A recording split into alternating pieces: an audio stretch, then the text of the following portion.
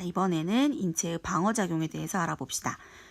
방어작용이라고 하면 질병을 일으킬 수 있는 여러 가지 외부 물질이 들어오지 못하게 하거나 들어왔을 때 이것들을 제거하는 활동들을 전부 다 통칭해서 말하고 있습니다. 그래서 방어작용은 1차 방어작용과 2차 방어작용으로 구분을 하고 2차 방어는 다시 세포성 면역과 체액성 면역으로 구분하고 체액성 면역은 다시 1차 면역과 2차 면역으로 구분합니다. 이제 뒤로 가면 다시 나오겠죠. 일단 1차 방어작용을 먼저 보도록 하겠습니다. 1차 방어작용이라고 하는 것들은 일단 태어날 때부터 가지고 태어납니다. 그래서 우리가 선천적 면역 이렇게 이야기하고요. 내가 어떤 질병을 걸렸는지 그 질병의 유무, 감염 경험의 유무와 상관없이 우리가 방어를 하기 때문에 특별히 병원체를 가리지도 않습니다. 그래서 비특이적 면역 이렇게도 부릅니다. 그리고 외부 물질이 들어오면 바로 방어작용이 일어나기 때문에 굉장히 신속한 반응이 일어난다라는 것이 특징입니다. 1차 방어작용은 일단 외부에서 들어오는 물질이 못 들어오게 막아주는 외부 방어가 있습니다. 우리의 피부라든가 그리고 점막, 그리고 점막에서 분비되는 여러 가지 분비물들이 있을 수 있겠죠. 그래서 이 분비물 중에서 대부분의 땀이라든가 눈물이라든가 이런 것들에는 세균의 세포 벽을 파괴하는 라이소자임이라고 하는 물질이 많이 포함되어 있습니다. 그래서 우리가 되게 약해 보이는 이 점막에서도 외부 물질들을 잘 방어하고 있다는 거 알아두시고요. 일단 외부에서 물질이 들어왔다라고 하면 식균 작용과 염증 반응이 일어납니다. 자, 아래쪽에 염증 반응이 일어나는 과정이 그림으로 나타나 있는데요. 일단 가시에 찔리거나 칼에 베이거나 아니면 쓸리거나 해가지고 피부 표면이 손상이 되게 되면 이 손상된 피부로 통해서 여러 가지 병원체가 들어올 수 있겠습니다. 그렇게 되면 이렇게 손상된 조직에서 우리가 히스타민이라고 하는 물질이 분비가 되게 됩니다. 히스타민은 염증 반응을 일으키는 핵심적인 물질이죠. 그래서 이 히스타민이 분비가 되게 되면 모세혈관이 확장되고 그 혈관 벽 사이가 이렇게 좀 늘어나가지고 백혈구들이 이 사이를 통과할 수 있게 됩니다. 그래서 백혈구들이 상처를 입은 이 주변으로 모여들고 혈류량도 증가하기 때문에 상처 부위가 부어오르게 되고요. 열도 나게 되는 겁니다. 그리고 들어온 여러 가지 병원체들은 백혈구에 의해서 식균 작용을 통해 제거가 되게 되고요. 이때 백혈구가 같이 사멸하게 되거나 그러면 여기 고름이 생긴다거나 이런 일들이 같이 벌어질 수 있겠습니다. 그래서 이렇게 식균 작용을 통해서 외부의 병원체를 제거하고 아이고 목소리야. 이때 열도 나고 아니면 부어오르고 이런 일련의 현상들을 우리가 통칭해서 염증 반응 이렇게 부르게 되는 것이죠. 자, 이번에는 2차 방어작용을 보도록 하겠습니다. 2차 방어작용은 특정한 항원에 대해서 방어작용이 일어나는 것을 의미합니다. 그래서 특정한 항원에 대해서 방어작용이 일어나기 때문에 우리가 특이적 면역 이렇게 말을 하게 되고요.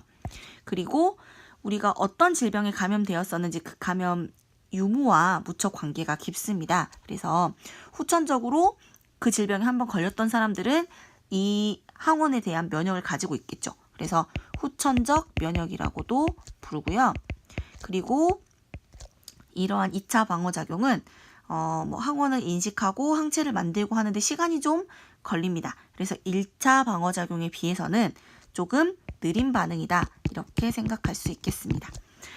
2차 방어작용의 핵심적인 역할을 하는 것이 바로 림프구라고 하는 세포인데요. 림프구는 백혈구의 일종이다 라고 생각하시면 되겠습니다. 그래서 우리 몸의 방어작용에 중요한 역할을 하고 있는데 얘네들이 어디서 만들어져서 어디서 성숙하느냐에 따라서 T림프구냐 B림프구냐 이렇게 구분할 수 있어요. 림프구는 대체로 다른 혈구세포들과 마찬가지로 골수에서 만들어집니다. 그래서 골수에서 만들어져가지고 가슴샘에서 성숙한다. 그러면 그것을 우리가 가슴샘에 있는 T를 따가지고 T림프구라고 부릅니다. 가슴샘에서 성숙하는 경우, 골수에서 만들어져서 고향에서 그대로 애가 커나가는 경우, 골수에서 만들어져서 골수에 성숙하는 경우는 골수에서 B를 따서 B림프구 이렇게 이야기합니다. 그래서 T림프구와 B림프구가 하는 일이 약간 다르게 되죠. 자, 그러면 얘네들이 무슨 역할을 하는지 한번 먼저 보도록 하겠습니다. 여기 림프구를 만드는 줄기세포가 골수에서 만들어져서 가슴샘에서 성숙하게 되면 T림프구가 되고 골수에 성숙하게 되면 B림프구가 된다고 이렇게 나와 있죠. 일단 외부 물질은 항원이 처음 들어오게 되면 얘네들이 식균작용을 통해서 대식세포가 항원을 제시해 줍니다. 이런 애가 들어와서 내가 제거하였다라고 보고를 하게 되는 거죠. 그러면 보조 T림프구가 이 항원을 인식하게 됩니다. 그래서 네가 이런 애를 제거했어 라고 인식을 하게 되고 이것을 B림프구와 T림프구에 알려서 얘네들을 활성화시키게 되는 거죠. 그래서 활성화된 세포 독성 T림프구는 말 그대로 세포를 제거하는 역할을 합니다. 얘를 킬러셀이라고도 부르는데요. 병원체에 감염된 세포를 전부 제거하는 역할을 하게 되는 거죠. 그래서 세포를 제거한다고 해서 이러한 면역을 세포성 면역이라고 부르게 됩니다. 보조 T림프구가 B림프구를 활성화시키게 되면 B림프구가 증식하면서 두 종류의 세포로 분화되게 됩니다. 그래서 형질세포와 기억세포로 나뉘게 되는데요. 기억세포는 이 항원의 특징을 기억하고 있습니다. 그래서 나중에 한 번만 더 들어오면 가만두지 않겠다면서 기억을 하고 있겠죠. 그리고 형질세포는 바로 지금 활동을 시작합니다. 그래서 항원을 제거할 수 있는 항체라고 하는 단백질을 만들게 되는 거죠. 이 항체는 이렇게 생겼습니다. 이렇게 Y자 모양으로 생겨서 끝부분에 항원과 결합하는 부위가 있어요. 그래서 여기 보면 색깔이 진하게 되어 있는 부분은 변하지 않고 기본적인 골격을 가지고 있고 색깔이 연하게 되어 있는 부분은 항원에 따라서 모양이 바뀌게 됩니다. 그래서 특정 항원에 맞는 항체를 생산하게 되는 거죠. 그래서 이 항원과 결합하는 부위에 딱 맞게 열쇠와 자물쇠처럼 딱 맞는 항원이 달라붙게 되는 겁니다. 이렇게 되면 항체가 항원에 달라붙게 되면 이 항체들이 여러 개를 한 번에 이렇게 묶어가지고 덩어리지기해서 가라앉게 하거나 쉽게 제거될 수 있게 만들기도 하고 이 항원이 세포에게 독성으로 작용하는 부분을 막아가지고 얘를 독성을 제거하기도 하고 여러 가지 역할을 하게 되는데 딱 맞는 항원과 딱 맞는 항체가 있다고 했어요. 그래서 이것을 항원 항체 반응 이렇게 딱 붙는 거를 항원 항체 반응이라고 하고 이 항원 항체 반응은 특이성을 가진다. 항원 항체 반응의 특이성 이렇게 이야기하게 됩니다. 그래서 항체를 만들게 되는데 이렇게 항원을 인식해서 항체를 만들 때까지 시간이 좀 걸려요. 그래서 아까 1차 방어작용에 비해서는 시간이 좀 걸린다고 했습니다. 이렇게 항원이 첫 번째 들어왔을 때 일어나는 일련의 반응을 우리가 1차 면역 이렇게 이야기합니다. 지금까지가 1차 면역이었어요. 자, 그런데 똑같은 항원이 다시 들어왔을 때 그때 또 이렇게 느린 반응이 일어나면 안 되겠죠. 이때 주요한 작용을 하는 것이 바로 이 기억세포입니다. 아까 그 항원이 어떤 특징을 가지고 있었는지 기억하고 있는 애가 있었다고 했잖아요. 이 기억세포가 2차 침입을 했을 때는 바로 형질세포와 기억세포로 분화가 됩니다. 그래서 훨씬 더 빠르게 반응이 일어나요. 그리고 형질세포와 기억세포가 한 번에 더 많이 만들어집니다. 그래서 항체도 더 많이 만들어지겠죠. 그래서 1차 면역보다 항원이 두 번째 침입했을 때 2차 면역의 경우 훨씬 빠른 반응 그리고 훨씬 더 많은 항체가 만들어지게 됩니다. 그래서 더욱 신속하게 항원이 제거가 되게 되겠죠. 그래서 이러한 2차 면역이 훨씬 빠르게 일어나는 이 작용을 우리가 이용하기 위해서 백신을 맞는 거죠. 예방접종을 하는 겁니다. 그래서 독성이 없거나 아니면 독성을 매우 약화시켜 놓은 항원을 먼저 한번 주입함으로써 우리가 1차 면역을 한번 치르게 됩니다. 그리고 나서 진짜로 그 항원이 우리 몸속에 들어왔을 때 훨씬 더 빠른 2차 면역을 통해서 뭐 증세가 아예 없거나 아니면 아주 약하게 증세를 겪고 지나갈 수 있게 하는 거죠. 이해 가시나요? 넘어가겠습니다. 자, 여기 그래프를 한번 볼게요. 이 그래프는 항원이 들어왔을 때 시간에 따라서 항체가 얼마만큼 만들어지는가를 그래프로 나타내 놓은 것입니다.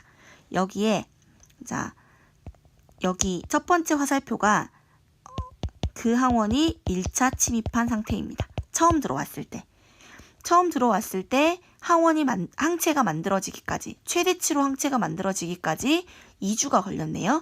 2주가 걸리고 최대치로 만들어지는 항체의 양은 이 정도가 되겠습니다. 여기 요만큼. 그리고 몇 주 지나고 나서 여기 2차 침입이 있었습니다. 똑같은 항원이 두 번째 들어왔어요. 그랬더니 만들어지는 항체의 양이 요렇게나 많이 증가했어요. 이만큼 이렇게 아이고 더 많이. 그리고 항체가 최대치로 만들어지기까지의 시간은 일주일 정도밖에 걸리지 않았네요. 그죠? 그래서 1차 침입한 여기를 1차 면역, 2차 침입한 이 부분을 2차 면역이라고 하면 1차 면역보다 2차 면역일 때 훨씬 더 빠른 반응, 그리고 훨씬 더 많은 항체가 만들어진다. 다시 한번 확인할 수 있었고요. 여기에서 용어가 좀 헷갈리실 수 있을 것 같은데 1차 방어작용과 2차 방어작용, 1차 면역과 2차 면역은 다른 의미입니다.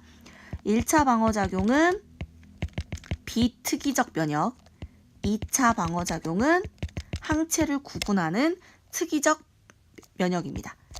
이 2차 방어작용에서 세포성 면역이 있고요. T림프구가 감염된 세포를 제거하는, 그리고 항체를 만드는 체액성 면역이 있는데 이 체액성 면역 중에서 항원이 처음 들어오면 1차 면역, 두 번째 들어오면 2차 면역이라고 합니다. 용어가 헷갈리시면 안 돼요. 아시겠죠? 자, 밑에는 참고적으로 알레르기가 나와 있네요. 우리가 알레르기 요즘에 알레르기 때문에 고생하는 사람 되게 많은데 이 알레르기는 다른 사람들은 항원으로 인식하지 않는 여러 가지 물질들을 항원으로 인식해가지고 몸에서 이상 반응을 일으키는 것을 우리가 통칭 알레르기라고 합니다. 그래서 그 알레르기는 꽃가루일 수도 있고, 뭐 과일의 뭐 특정한 성분일 수도 있고, 아니면 뭐 동물이나 아니면 뭐 곤충의 독 같은 걸 수도 있고, 뭐 여러 가지가 있을 수 있어요. 사방팔방 모든 물질이 다 알레르기를 일으킬 수 있는데 사람마다 어떤 물질이 알레르기를 일으키는지는 다 다릅니다. 자, 예를 들어서 어떤 사람이 꽃가루를 가지고 알레르기가 있다고 가정해 보겠습니다. 그러면 이 항원으로 인식되는 이 물질이 혈액으로 들어가는 경우 이 물질을 항원으로 인식하고 면역 반응이 일어나게 됩니다. 그래서 형제세포가 형성이 돼요. 네, 항원으로 인식하고 항원을 제시해서 B림프구가 형제세포가 되는 거죠. 그래서 이 형제세포가 항체를 만듭니다. 항체를 만들어요. 그럼 이 항체를 만들면 이 항체가 비만세포라고 하는 세포에 이렇게 달라붙게 돼요. 비만세포 딱 봐도 등치 커 보이죠? 네, 크다는 의미를 가지고 있습니다. 비만세포가. 근데 이 비만세포가 왜 크냐면 히스타민을 가지고 있는 이러한 소포체가 많이 있어요, 얘가. 그죠? 히스타민을 빠방하게 가지고 있는 세포예요. 그런데 문제는 얘가 두 번째로 들어왔을 때 그러면 훨씬 더 빠르고 격렬한 반응이 일어난다고 했죠. 그래서 얘가 또 들어왔어. 그러면 이 자식이 또 왔네? 이러면서 비만세포가 가지고 있던 히스타민을 빠방 방출하게 됩니다. 히스타민은 아까 우리 염증 반응에서 나왔던 그 물질이에요. 그래서 이 히스타민이 주변에 외부 물질이 들어왔다고 알리는 역할을 하거든요. 그래서 이 히스타민이 여러 가지 알러지 증상을 유발합니다. 뭐 재채기라든지 간지러움증이라든지 뭐 눈에서 충혈이 되고 눈물이 나고 아니면 콧물이 나고 뭐 이런 것들이 다 이런 히스타민 때문에 생겨요. 그래서 우리가 알러지 때문에 비염이 있는 경우, 알러지성 비염일 때 먹는 약을 보면 항히스타민제라고 적혀 있습니다. 이 히스타민을 억제한다는 의미를 가지고 있죠. 네, 그래서 알레르기도 한번 알아두시면 되겠네요.